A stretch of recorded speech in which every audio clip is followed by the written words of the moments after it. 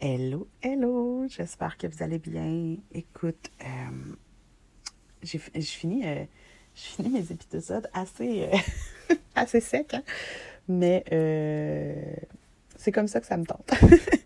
Donc, on parlait que si on laissait vraiment le Seigneur guider notre temps, notre de A à Z, vraiment, les choses du monde, on s'en éloigne, les choses qu'on pense avoir besoin. C'est incroyable comment que surnaturellement, euh, on n'en a plus besoin, tu sais. Mais c'est pas sans compromis, tu sais. Si on éduque ou on s'éduque avec beaucoup plus de choses du monde que de la parole, ben c'est sûr qu'on n'aura pas la paix qu'on aspire et que la Bible nous montre qu'on devrait avoir. Si on nourrit nos enfants avec les choses du monde, ben il faut pas s'attendre qu'ils il soit dans l'amour, la compassion, l'entraide pour son prochain et tout.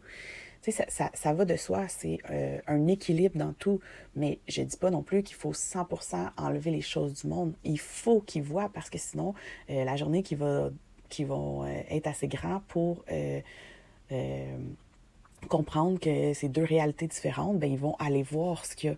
On doit prendre le temps de leur expliquer les comportements des autres. Puis est-ce que tu penses que c'est une bonne idée? Est-ce que tu penses qu'il fait le bon choix? Puis il faut vraiment tout laisser le contrôle à l'enfant, puis de faire en sorte que c'est lui qui, qui guide ses pensées et non nous.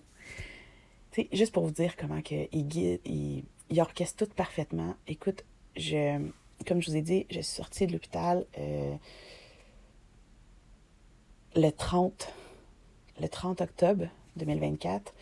Ensuite, j'ai dû être à mes frais jusqu'à pratiquement mi-décembre parce que j'avais besoin de me remettre de cet épuisement-là.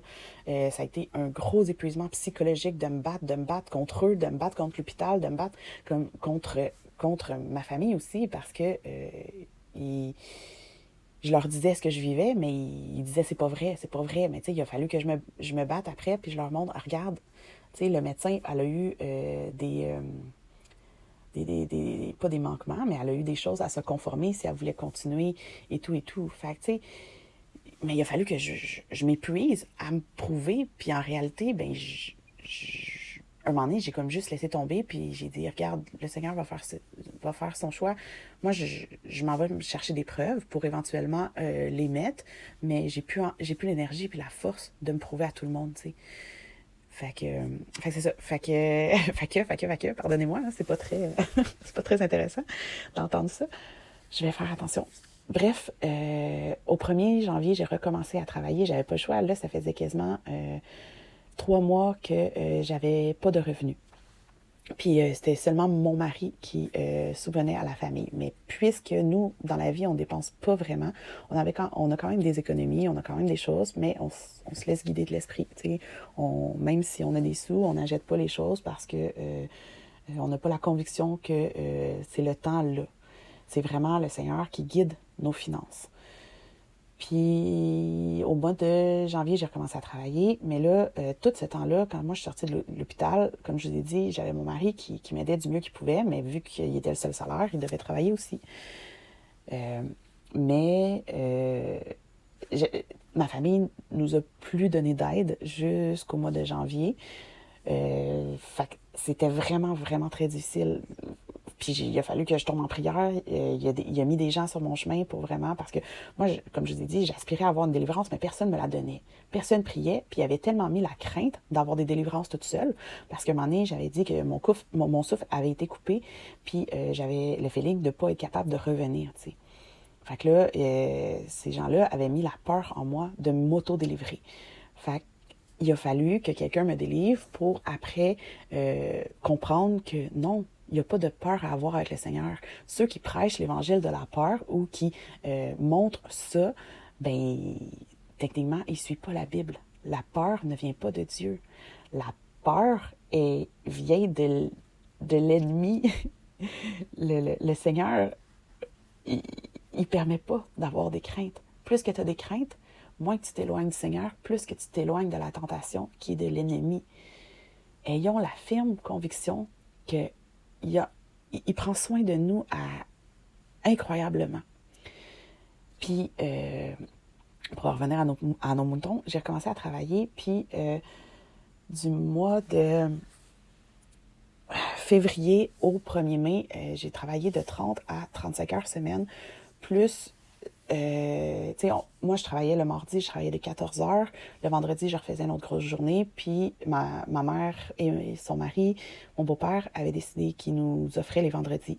Fait que on avait le vendredi, puis le samedi, mon mari s'occupait de ses enfants pour que je puisse travailler. Fait que je faisais toutes mes heures en 3 jours pour profiter des enfants. Mais ensuite de ça, il y a la bouffe, il y a l'entretien de la maison, il y a ci, il y a ça, il y a ça. Je me plains pas. Mais je vous montre comment on est capable de faire des choses que on peut pas... qu'on se dit qu'on n'est pas capable, mais quand on laisse tout entre les mains du Seigneur, tout est possible à celui qui croit. Il faut garder ça en tête, ce verset. Il te le met à cœur de faire ça dans ta journée, il te met la force, la puissance, la patience de le faire. Mais dans toute cette période-là, j'ai été capable d'enregistrer, de prier, de méditer 2 saisons de plus. J'ai été capable de tout faire ça. Puis des fois, je finissais un épisode, puis je me dis, aïe, comment je fais? Comment je fais? Moi, dans la personne que j'étais avant d'être baptisée, avant d'être touchée de l'esprit, jamais j'aurais été capable. On a tout le temps, comme je vous ai dit, été des workaholics. On faisait des 70 heures semaine. On a tout le temps eu cet équilibre-là dans nos vies, mais c'est pas... mais il était tout le temps avec nous pour nous protéger, pour nous guider, pour nous restaurer, parce que techniquement, tu peux pas faire ça des années, mais nous, on a pratiquement tout le temps fait ça. Tout le temps fait ça. Puis je me rappelle, j'avais 12 ans, je travaillais des 50 heures dans le champ. J'ai jamais arrêté, mais je carburais parce que j'avais tout le temps la conviction d'aider mon prochain. J'avais tout le temps la conviction de plus loin que je me souviens, j'ai pratiquement tout le temps eu des emplois qui étaient au service à la clientèle, aux enfants. J'ai tout le temps été dans le public, à part une fois que j'ai travaillé dans une usine. 2 fois, pardonnez-moi, que j'ai travaillé dans une usine où que là, j'ai jamais fait longtemps parce que j'étais pas capable. J'étais pas capable, c'est pas fait pour moi. J'ai beaucoup de respect pour les gens qui font les choses de façon routinière, tout le temps la même chose. Moi, j'ai besoin d'autres choses. Mais tu sais, on a tous besoin de se connaître pour trouver le bon domaine, pour trouver les bonnes choses.